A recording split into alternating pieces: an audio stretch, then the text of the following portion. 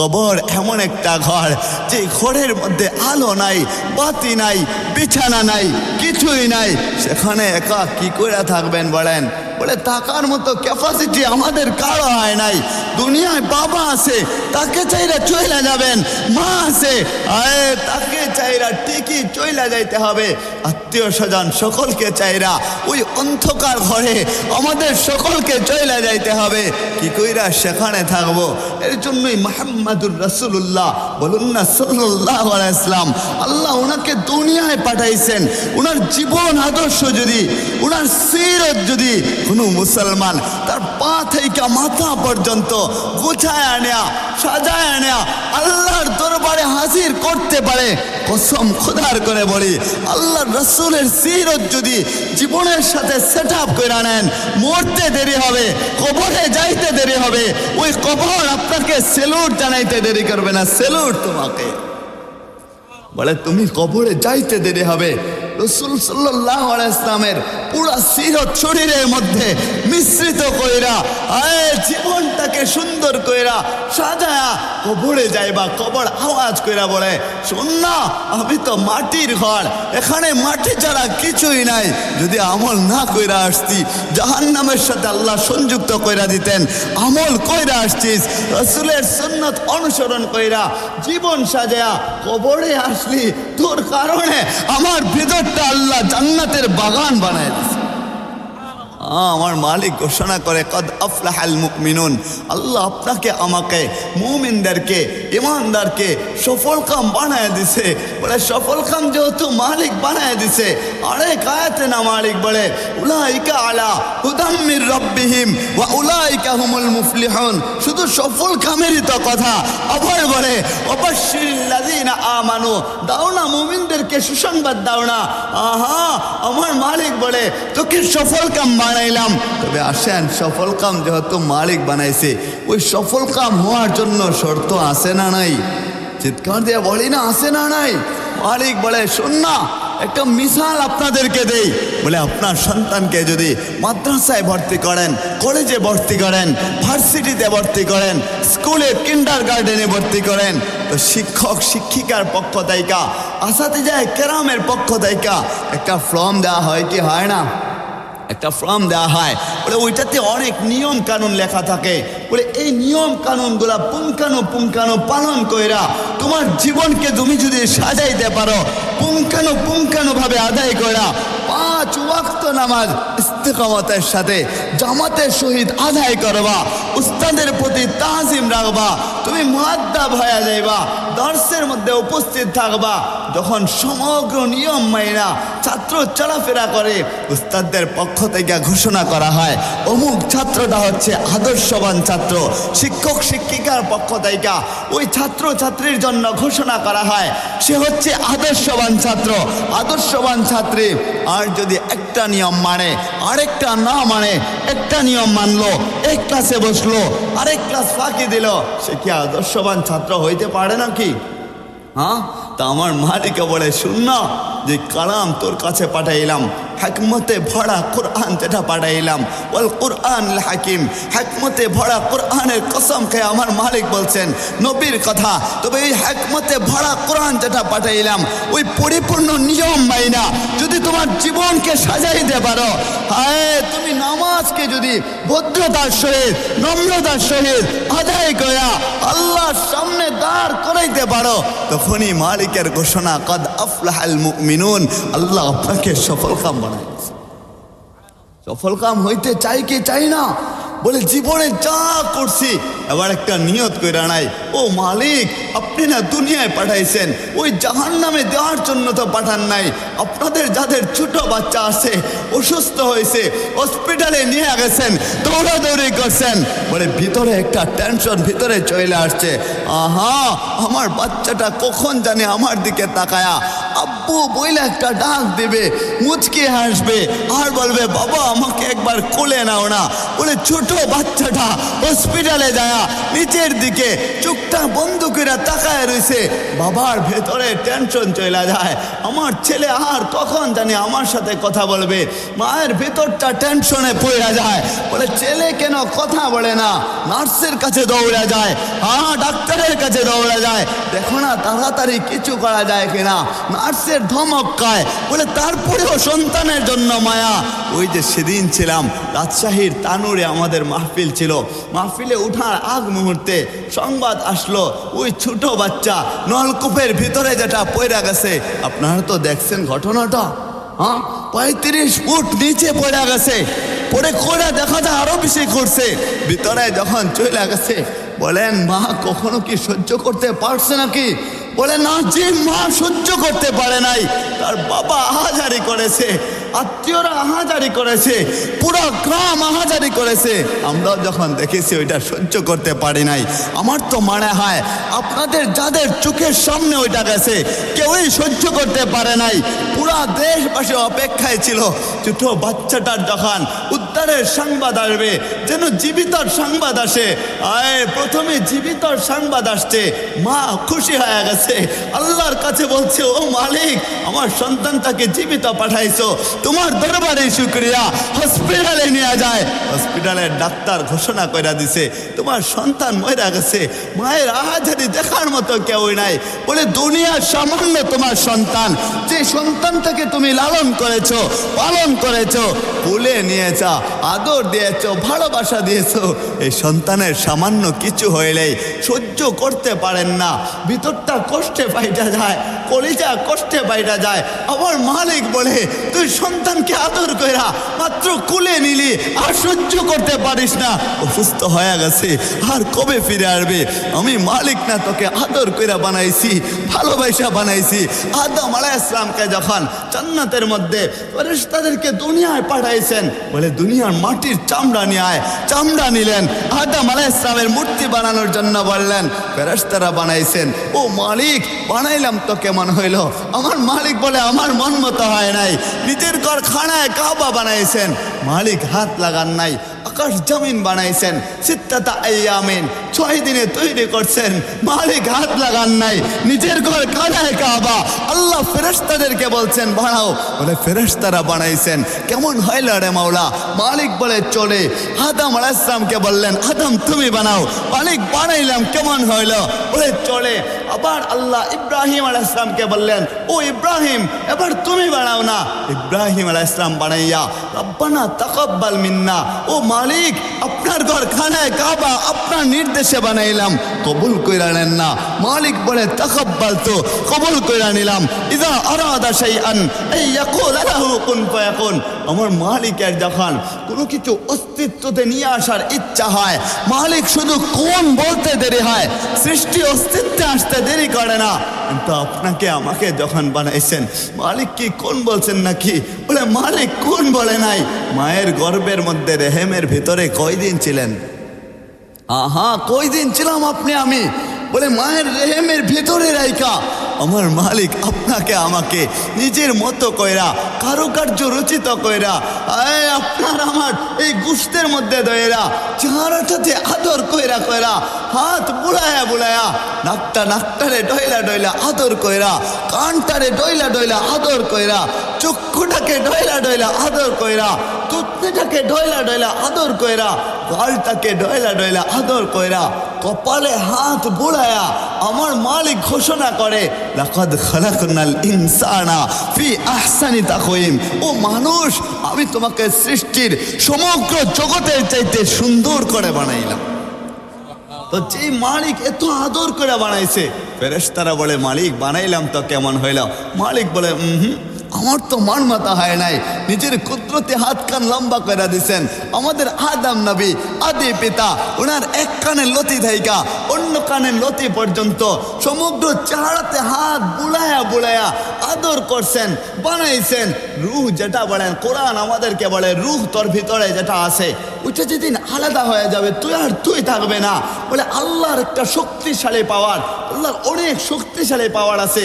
এর মধ্যে একটা শক্তিশালী পাওয়ার হচ্ছে, নাম হচ্ছে রূহ। আল্লাহর একটা সিফতের মতনই ধরতে হয়। ওই রূহটাই আসলে মানুষ। মানুষ বলতে আপনার বডি, ওইটা মানুষ না। আপনার হাত দেখেন, বলে না ওইটা একদিন থাকবে না। যেদিন ভিতরের রূহ যেটা শক্তিশালী পাওয়ার যেটা, ওইটা আলাদা হয়ে যাবে। পুরান পাখিটা যেদিন উইড়া যাবে, বলে রিজা আল্লাহ তামসি, তোমার দুনিয়ার পাটা থাকবে কিন্তু চলতে পারবেন না। ইয়াদুল্লাহ তাতলি, হাত থাকবে ঠিকই, বলে ধরতে পারবো না। আইনুল্লাহ তানজুর, চামড়ার চক্ষু থাকবে। দুনিয়া দেখেন, হ্যাঁ আজকে দুনিয়া দেখেন, দুনিয়া ওয়ালা দেখেন, বলে চক্ষু থাকবে ঠিকই। লা তানজুর, তুমি আর দেখতে পাবা না, দুনিয়ার কিছুই দেখবা না। উজুল্লাহ তাসমা, বলে কান থাকবে ঠিকই, বলে শ্রবণ করতে পারবেন না।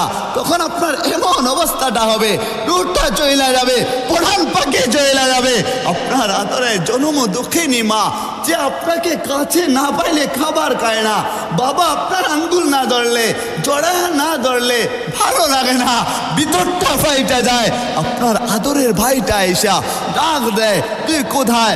আয়না দুই ভাই মিলে একসাথে খানা খাই, আড্ডা দেই, ঝগড়া করি, চাচা চাচিরা ডাকে, ও বাতিজা তুমি কোথায়? আত্মীয়রা ডাকে, তুমি কোথায়? বলে যেদিন পরাণ পাখি উড়া যাবে, সেদিন আপনার বাবা আপনাকে নাম ধরে আর ডাকবে না, আপনাকে বলতে থাকবে, লাশ বইলা ডাকবে। আপনার আদরের জন্ম দুঃখিনী মা নাম ধরে আর ডাকে না, বলে লাশটা ওখানে রাখছো। আপনার বোনটা নাম ধরে ডাকে না, বলে লাশটা ওখানে রেখা দিছো। চাচা চাচিরা সকলে আওয়াজ করবে, লাশ লাশ লাশ। আহা, আমাদের আপন তো দুনিয়ার জন্মের সময়ও কেউ ছিল না, ওই মরে যাওয়ার পরেও কেউ থাকবে না। কারণ হাসরের ময়দানটা এত ভয়ানক হবে, এত ভয়ানক অবস্থা হয়ে দাঁড়াইবে। জাহান্নাম যখন চিক মারবে, চিৎকার দিবে, বলে সব ফেরেশতা, সারি আম্বিয়া, সব ইনসান নফসি নফসি। আদম আলাইহিস সালাম নফসি, ইব্রাহিম আলাইহিস সালাম নফসি, ইসমাইল আলাইহিস সালাম নফসি, ইসহাক আলাইহিস সালাম নফসি, ইউনুস আলাইহিস সালাম, ঈসা আলাইহিস সালাম, मूसा अलैहिस्सलाम नफ्सी नफ्सी। एक तरफ से एक आवाज आया, या रब्बे उम्मती या रब्बे उम्मती। শুধু আপনার আমার নবী আওয়াজ করবেন, ও রব্বে কাবা, আজকে আমার উম্মত সম্পর্কে জানতে চাই। मूसा আলাইহিস সালামের মতো নবী, বলে কেমন নবী তিনি ছিলেন আমাদের নবীর উম্মতের পরে, যার সবচেয়ে বেশি উম্মত হবে। ওই হাসরের ময়দানে জাহান্নাম যখন চিক মারবে, সামনের দিকে আগাবে, চিৎকার দিবে, আওয়াজ করবে, 70,000 ফেরেশতারা 70,000 শিকল দিয়ে টান দিয়ে ধরে থাকবে। এক একটা শিকলের মধ্যে আরো 70,000 ফেরেশতারা টান দিবে, বলে জাহান্নামকে ঠেকানোর জন্য। मूसा আলাইহিস সালামের মতো নবী তিনিও তখন রব্বে কাবাকে বলবেন, ইয়া রব্বি, ও রব্বে কাবা, লা আসআলুকা উম্মতি, আজকে আমার উম্মত সম্পর্কে চাই না। লা আসআলুকা উম্মি, লা আসআলুকা আবি, বাবাকে চাই না। লা আসআলুকা আখি, ভাইকে চাই না। লা আসআলুকা উখতি, বোনকে চাই না। লা আসআলুকা উম্মতি, উম্মত চাই না। আসআলুকা নফসি নফসি, আপনি আমাকে বাঁচান, আমাকে বাঁচান। জিবরাইল আমিনের মতো ফেরেশতা যিনি দুনিয়ার ওহী নিয়ে আসতেন নবীদের কাছে, তিনিও তখন বলবেন, সাল্লিমনি রাব্বি, ও রব্বে কাবা, আজকে সব শান্ত করে দেন না, আমাকে বাঁচান না। তিনিও বলতে থাকবেন, ইয়াউমা ইয়াফিরুল মারউ মিন আখিহি ওয়া উম্মিহি ওয়া আবিহি ওয়া সাহিবাতিহি ওয়া বানিহি, বলে সেদিন এমন একটা অবস্থা হয়ে যাবে, মানুষ এক নেকির জন্য বাবার কাছে যাবে, বাবা পরিচয় দিবে না, মায়ের কাছে যাবে, বলে মা বলবে তোকে আমি চিনি না। ভাইয়ের কাছে যাবে, বলে আমার ভাই নাই। বোনের কাছে যাবে, বলে আমার ভাই বোন কেউই নাই। স্ত্রীর কাছে যাবে, যার জন্য জীবন উৎসর্গ করে দিছে, স্ত্রী বলবে আমার তো বিয়ে হয় নাই, তুমি আবার কে আসছো স্বামী দাবি করো। সন্তানের কাছে যাইবে, সন্তান বলে আমার বাবা নাই, কে বাবা তুমি, আমি কোনো নেকি দিতে পারবো না, চলে যাও না। হতাশ হয়ে চলে যাবে, বলে কেউ কারো কাজে আসবে না, এটা আমি বলি নাই, নবীজি বলেন নাই, আল্লাহ নবীজিকে জানায় দিছেন, নবীজি আমাদেরকে জানায় দিছেন। তাই আপনাদের সম্মুখে আল্লাহর কথাটা বলছি, ইয়াউমা ইয়াফিরুল মারউ মিন আখিহি ওয়া উম্মিহি ওয়া আবিহি ওয়া সাহিবাতিহি ওয়া বানিহি।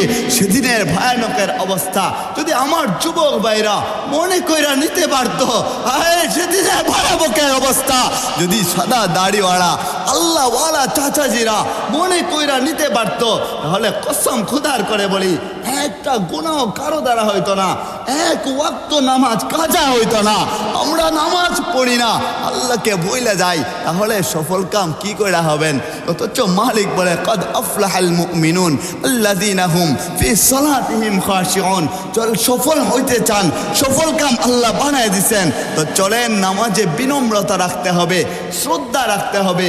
শ্রদ্ধার সহিত যখন আপনি নামাজ আদায় করবেন, আল্লাহর সামনে দাঁড়াইবেন, সেজদায় চলে যাবেন, মনে করবেন আমার মালিক তো আমার সামনে আছে, কুদরতি পাটা মালিক বানায় দিছে, ওই কুদরতি পায়ের মধ্যে কপালটা ঠেকায়া দিয়া চোখের দুই এক ফুটা পানি ঝরাইবেন আর তওবার নিয়ত করবেন, বলবেন ও মালিক আকুলতা আনতা গাফুরুর রাহিম, আপনি না বলছেন আপনি গাফুরুর রাহিম, তো আপনি গাফুরুর রাহিম হইয়া আমাকে মাফ না করে দিলে আমি কার দরবারে যাইমু? আমার তো যাওয়ার কোনো দরবার নাই, একমাত্র দরবার তো আপনার। আপনার তো আমি ছাড়া বহু বান্দারা আছে, বান্দিরা আছে যারা আপনাকে ডাকতে থাকে, কিন্তু আমার তো আপনি ছাড়া দ্বিতীয় ইলাহা নাই যে আমি অন্য কারো কাছে যাইব। তা আপনি আমাকে ফিরাইয়া দিয়েন না। মালিক বলে তুই এটা আমার উপর ভরসা কইরা নিলি, সেজদায় পড়লি, কুদরতি পাটা বাড়ায় দিলাম, কপাল পায়ে ঠেকায়া দিয়া চোখের পানি জড়াইলি। কসম খোদার করে বলি আপনার এক ফোঁটা চোখের পানি যেটা আল্লাহর কুদরতি পায়ে যায় পড়ছে, ওই জাহান্নামের আগুনকে চোখের পানি নিভাইয়া দিবে ইনশাআল্লাহ তাআলা। তো চাই কি চাই না পবিত্র হয়া আল্লাহর দরবারে আমরা হাজিরা দেব।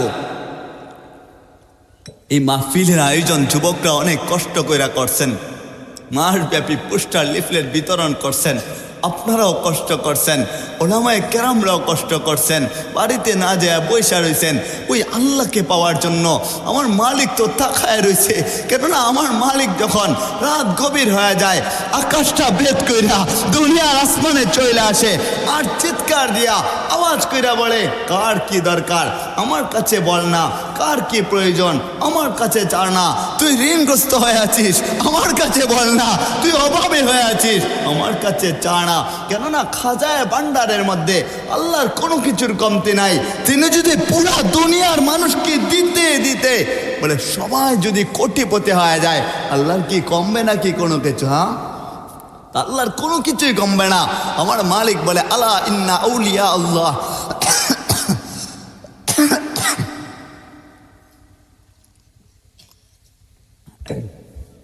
আলা ইন্না আউলিয়া আল্লাহ লা খাউফুন আলাইহিম ওয়ালা হুম ইয়াহজানুন। বলে শুনেন না, আল্লাহর আউলিয়া যারা, আল্লাহর বন্ধু যারা, আল্লাহর কাছের যারা, আল্লাহর কাছাকাছি যারা, আমার মালিক ঘোষণা করতেছেন লা খাউফুন আলাইহিম, তাদের কোনো ভয় নাই, ওয়ালা হুম ইয়াহজানুন, তারা চিন্তিত হইবে না।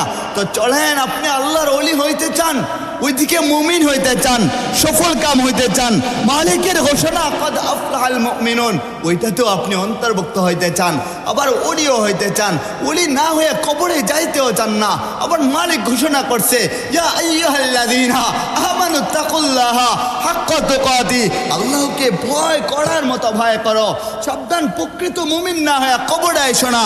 বলে সবই ঠিক রাখতে চান আপনি? আমার মালিক বলে তোকে আমি ওলি বানাই পৃথিবীতে পাঠাইছি, কেননা তুই তো মুসলমান, প্রত্যেকটা মুসলমানকে আল্লাহ ওলি বানায় পাঠাইছেন। তবে চলেন ওলি হওয়ার জন্য শর্ত আছে, ওলিদের কারামত যেটা প্রকাশ পাওয়া যায়, কি করে আপনি বুঝবেন আপনি আল্লাহর কাছাকাছি হয়ে গেছেন, ওলি হয়ে গেছেন? বলে বুঝতে হলে এক নম্বর শর্ত যেটা আছে, আপনি ইমানদার হইতে হবে।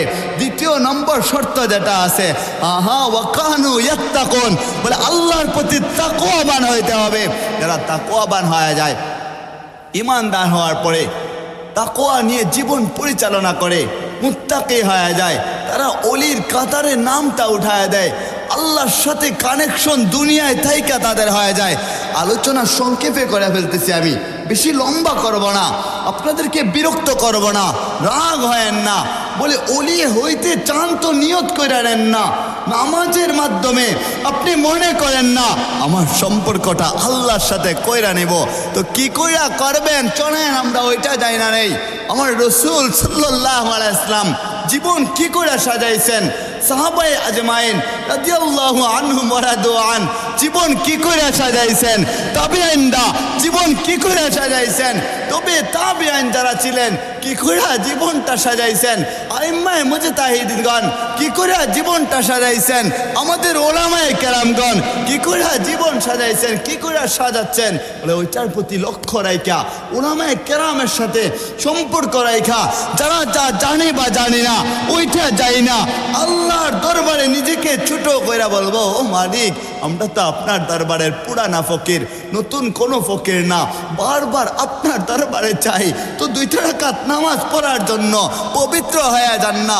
আমার নবীজি ঘোষণা করেন আসসালাতু ইলা সালাতি কাফারা, এক নামাজ থেকে অন্য নামাজের পাহাড় রাখতে দেরি হয়, আপনি তওবা নিয়ত করতে দেরি হবে, আল্লাহ পুরা গেফেটটা মাফ করতে দেরি করবে না ইনশাআল্লাহ।